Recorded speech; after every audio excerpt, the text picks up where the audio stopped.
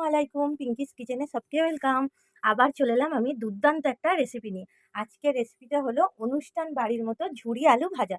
আপনারা দেখেই বুঝতে পারছেন ঝুরি আলু ভাজাটা কতটা ইয়ামি দেখতে লাগছে। যতটা ইয়ামি দেখতে লাগছে বানানোও কিন্তু খুবই সহজ আর খেতেও টেস্টি। এটা কিন্তু ডালের সাথে ঝুরি আলু ভাজা কিন্তু অসাধারণ একটা কম্বিনেশন। আপনারা কিন্তু সবাই জানেন যে অনুষ্ঠান অনুষ্ঠান বাড়িতে আমরা কিন্তু এরকম ঝুরি আলু ভাজা সবাই খেয়ে থাকি। কিন্তু বানানো ঝুরি আলু ভাজাটা আমি কেমন করে বানিয়েছি তাহলে ফুল ভিডিওটা আপনারা দেখতে থাকুন। স্কিপ না করে ফুল ভিডিওটা কিন্তু দেখতে হবে। একটা স্টেপ কিন্তু দেখতে হবে, নাহলে কিন্তু এরকম পারফেক্ট ঝুরি আলু ভাজাটা কিন্তু হবে না। তাহলে স্কিপ না করে ফুল ভিডিওটা আপনারা দেখুন। তাহলে আমি এখানে অনুষ্ঠান বাড়ির মতো ঝুরি আলু ভাজার জন্য এখানে নিয়েছি আমি 4টে বড় সাইজের আলু, যেটাকে আমি ছিলে পরিষ্কার করে নেব।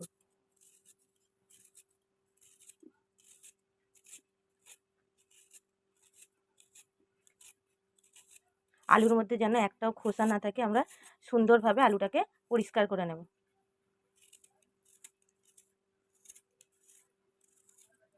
এরকমভাবে সবকটা আলু খোসা ছাড়িয়ে নেব।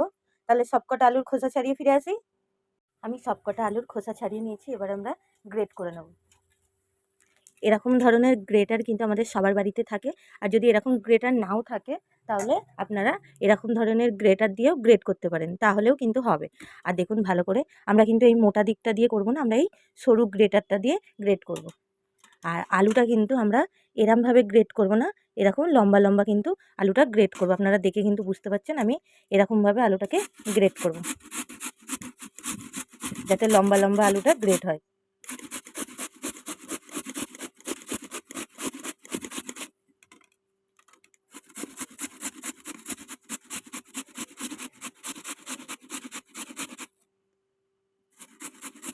তাহলে আমরা কিন্তু আমার সব গ্রেট করা হয়ে গেছে। এবার এটাকে আমরা জল দিয়ে অনেক কবার ধুয়ে নেব, যতক্ষণ না আলু দিয়ে একটা ভালো পরিষ্কার হচ্ছে ততক্ষণ আমরা জল দিয়ে ভালো করে এটাকে ধুয়ে নেব।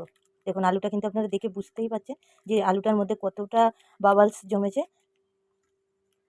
এবার আলুটাকে আমরা ভালো করে পরিষ্কার জল দিয়ে ধুয়ে নেব, অনেক কবার কিন্তু এটাকে ধুয়ে নেব।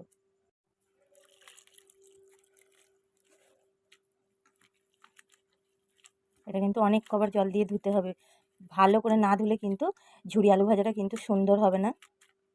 চেষ্টা করবেন এটাকে 5-6 বার ভালো পরিষ্কার জল দিয়ে ধুয়ে নেওয়ার। আলুটা কিন্তু এখন কতটা পরিষ্কার জল, আপনারা হাতটা দিয়েই কিন্তু জলের মধ্যে বুঝতে পারছেন যে জলটা কিন্তু কতটা পরিষ্কার। এরকম পর্যায়ে যখন আলুটা চলে আসবে তখন কিন্তু ভালো করে এই জলটাকে বদলে ধুয়ে নিতে হবে। দেখুন জলটা পুরো পরিষ্কার, তাহলে আলুটা আমাদের কিন্তু পারফেক্টভাবে ধোয়া হয়ে গেছে। এবার এই জলটাকে আমরা ছেঁকে নেব। এই জল থেকে আমরা তুলে নেব আর একটা পাত্রে। আলুটা ছেঁকে আমরা আর একটা পাত্রে তুলে নেব।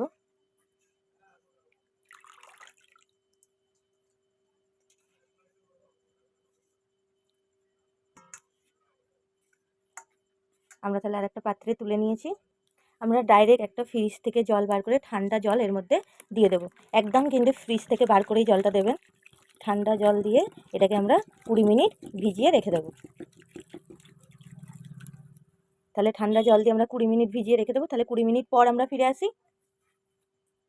মিনিট পর আমি কিন্তু ফিরে চলে এসেছি। এবার এটাকে জল থেকে তুলে নেব। আমি এখানে একটা ঝুড়ি নিয়েছি, দিয়ে আলুগুলোকে আমরা এরকম ছেঁকে ছেঁকে এরকম টিপে টিপে জলটাকে বার করে দেবো, দিয়ে ডাইরেক্ট ওই পেটেটার মধ্যে রেখে দেবো। পেটেটার মধ্যে রাখলে কিন্তু জলটা তাড়াতাড়ি শুকিয়ে যাবে। এরকম করে টিপে টিপে কিন্তু সব জলগুলোকে আমরা ছেঁকে নেব। আলুর মধ্যে যেন কোনো জল যেন না থাকে।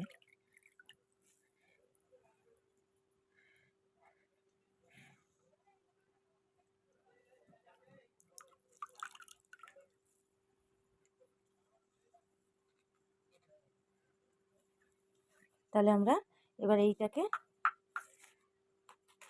দেখুন আলু থেকে কিন্তু সব জল আমরা এরকম একটা সুতির কাপড় নিয়েছি, যাতে আলুগুলো আরও তাড়াতাড়ি জল শুকিয়ে নেয়। দিয়ে আলুগুলোকে কিন্তু এর মধ্যে আমরা বিছিয়ে দেবো, যাতে আলু থেকে সব কটা জল এই কাপড়টা শুষে নেয়।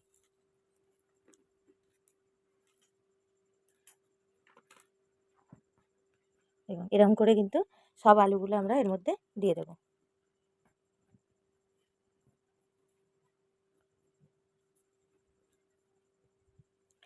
তাহলে আমরা জলটা এই কাপড়টা শুষে নিই। আমি কিন্তু ২০ মিনিট পর ফিরে এসেছি। দেখুন আলুটা কিন্তু পুরো জল শুকিয়ে গেছে। দিয়ে শুকিয়ে কতটা ঝরঝরে হয়ে গেছে। এবার আমি আলুটা তুলে নেব।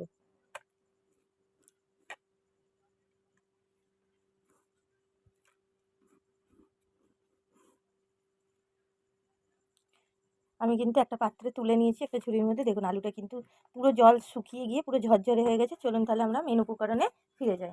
কিন্তু গ্যাসের মধ্যে কড়াই বসিয়ে দিয়েছি। আর কড়াইয়ের মধ্যে দিয়ে দিয়েছি পর্যাপ্ত পরিমাণ সাদা তেল। আর গ্যাসের ফ্লেমটা কিন্তু অন করে তেলটা কিন্তু গরম হতে বসিয়ে দিয়েছি। তেল কিন্তু ভালো করে গরম হয়ে গেছে।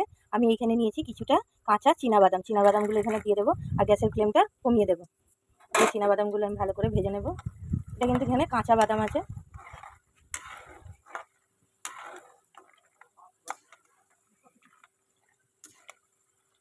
গ্যাসের ফ্লেমটা কিন্তু কম রেখে এটা ভাজবেন, নাহলে বাদামগুলো কিন্তু খুব তাড়াতাড়ি পুড়ে যাবে।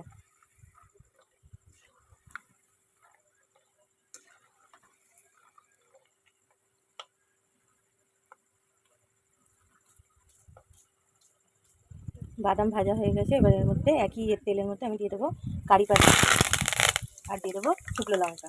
দিয়ে এইগুলোকে ভালো করে একসাথে ভেজে নেব। এগুলো একই সাথে কিন্তু ভেজে নেব।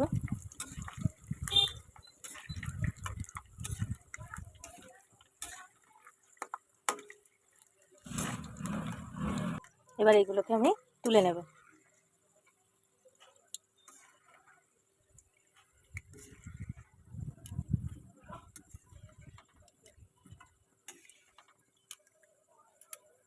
থেকে হাই করে দেব। এবার অল্প অল্প করে আমরা আলুগুলো দিয়ে দেবো। একবারে কিন্তু এক গাদা দিতে যাবেন না। অল্প অল্প করে কিন্তু আলুটা ভাজতে হবে। আর গ্যাসের ফ্লেমটা কিন্তু লো করে ভাজবেন না, হাইতে রেখেই কিন্তু এই আলুটা ভাজতে হবে, নাহলে কিন্তু আলুটা নরম ভাজা হবে। আর তেলের মধ্যে দেখুন কত ফেনা হচ্ছে। যখন ফেনাটা কিন্তু হবে না তখন বুঝবেন এই আলুটা কিন্তু ভাজা হয়ে গেছে। আমি আপনাদেরকে দেখাবো যে আলুটা আপনারা ভাজা হয়ে গেছে কী করে বুঝবেন। আলু তেলের মধ্যে কিন্তু ফেনা কিন্তু কতটা কমে গেছে। এরম পর্যায়ে এসে গেলে জানবেন আলুটা কিন্তু ভাজা হয়েই গেছে।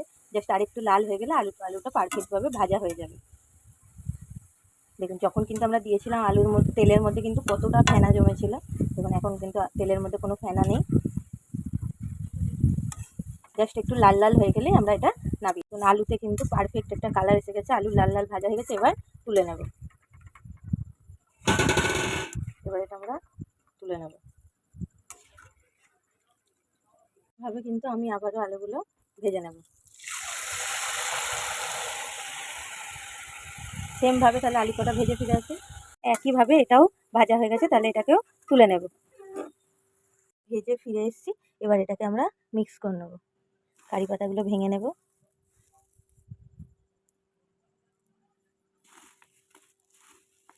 কতটা মুচমুচে হয়েছে দেখুন। আমরা একসাথে একে ভালো করে মিক্স করে নেব।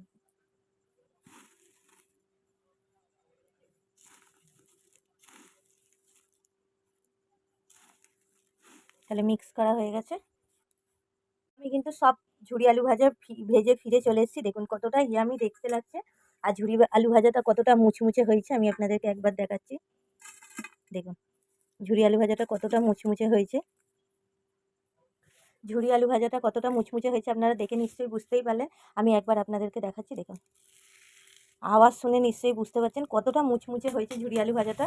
আর দুর্দান্ত কিন্তু খেতে হয়। প্লিজ একবার হলেও এই ঝুরি আলু ভাজাটা আপনারা ট্রাই করবেন। আর ডালের সাথে কিন্তু ঝুরি আলু ভাজাটা অসাধারণ একটা কম্বিনেশান। আপনাদের বাড়িতে নিরামিষ পদ থাকলে আপনারা এরকম ঝুরি আলু ভাজা বানাতেই পারেন। দুর্দান্ত লাগবে খেতে। ঝুরি আলু ভাজা থাকলে আর ডাল থাকলে আর কি কোনো মেনু লাগবে বলুন তো আপনারা? বিয়েবাড়ির মতো পারফেক্ট ঝুরি আলু ভাজা। একবার হলেও এটা আপনারা ট্রাই করবেন। আর এই আলু ভাজাটা আপনারা কিন্তু ২-৩ মাসের বেশিও স্টোর করে রেখে দিতে পারেন। একটা এয়ারটাইট কন্টেনারের মধ্যে রেখে দিয়ে আপনারা ২ মাস সংগ্রহ করতে পারেন। কোনো কিচ্ছু হবে না। আপনারা হয়তো লক্ষ্য করেছেন আমি কিন্তু ঝুরি আলু ভাজাটাতে কিন্তু লবণ ব্যবহার করিনি। আপনারাও কিন্তু যখন ঝুরি আলু ভাজাটা বানাবেন তখন কিন্তু লবণ ব্যবহার করবেন। লবণ ব্যবহার করলে কিন্তু ঝুরি আলু ভাজাটা পারফেক্ট হবে না আর মুচমুচে হবে না। খুব তাড়াতাড়ি কিন্তু নরম হয়ে যাবে। আলু ভাজাটা কিন্তু ঝুরি আলু ভাজাটা এরকম পারফেক্ট মুচমুচে হবে না। তার জন্য আমি কিন্তু লবণ ব্যবহার করিনি। আপনারাও যদি ঝুরি আলু ভাজা বানান তাহলে কিন্তু লবণ ব্যবহার করবেন না। এই স্টেপটা কিন্তু ফলো করতে হবে। না হলে কিন্তু ঝুরি আলু ভাজাটা পারফেক্ট হবে না। প্লিজ একবার হলেও আপনারা এই ঝুরি আলু ভাজাটা ট্রাই করবেন। ট্রাই করে কিন্তু কমেন্ট করে জানাবেন যে রেসিপিটা আপনাদের কেমন লেগেছে। তাহলে আবার ফিরে আসবো অন্য কোনো দিন, অন্য কোনো রেসিপির সাথে। সুস্থ থাকবেন, ভালো থাকবেন। আল্লাহ হাফেজ।